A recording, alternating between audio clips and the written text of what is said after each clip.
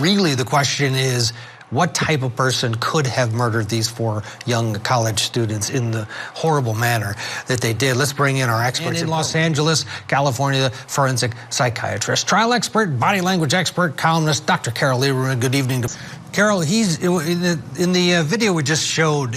He's very talkative in the first one. This is before the murders. In the second one, he knows that there's a nationwide search for a white Hyundai Elantra, and when his dad is talking about, well, we're coming from Washington State University, and he's like, no, we're going to get Thai food.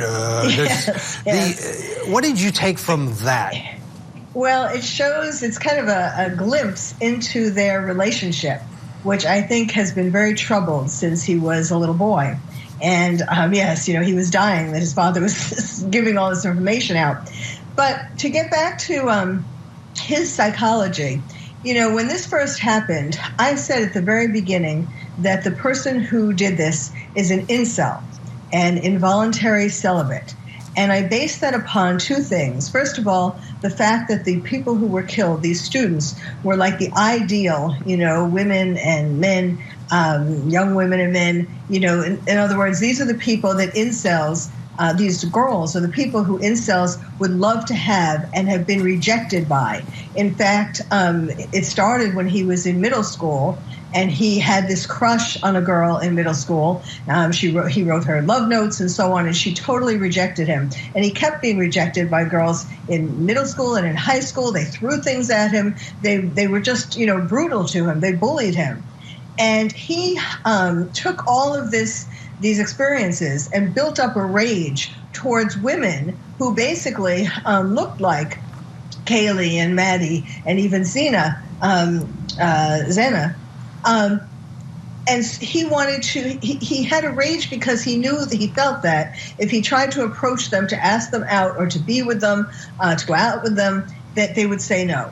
But this came over years and years, that he has been building up this rage. So the one thing was the way that they were these perfect, ideal women and men who others would want to go after, be attracted to. And the second part of it was how bloody the crime scene was. It was a vicious crime. So that showed that it was someone who had a lot of rage. So it fits together to explain, what the motive was for this crime, that he took out on them all his rejection for all the years up to that. Dr. Carole, what do you make of his Reddit post where he, before when he was a student, was looking for criminals to open up and share? Yes, that's the second main part of his psychology. First was the incel, and then the second is his struggle within himself that he's had for years. He was fighting his murderous impulses on the one hand, and yet on the other hand, he was looking to try to do the perfect crime. And what he did, is in his studies, criminology studies, when he was trying to find out all these questions, from criminals. How did you feel when you committed this crime? All of these details. He was studying this to try to see how he could do it. Taking all this information in to help him figure out what he was going to do. Yeah, you see him at the book signing, sitting in the front row. Carole, there's some speculation maybe he's done this before, but.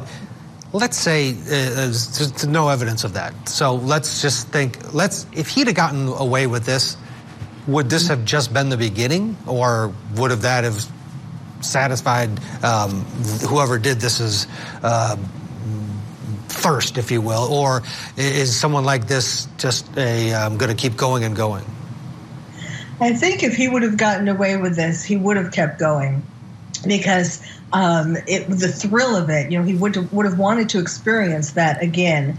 And really, what I think his end game was to become one of the notorious killers that he studied in his criminology classes. He wanted to be one of the books that the others would study.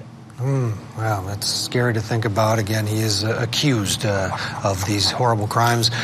He has not been even remotely close to convicted. Dr. Carole Lieberman, thank you for your time. This is a live look at Moscow, Idaho, where the vigil is just getting started. People coming out to remember the victims.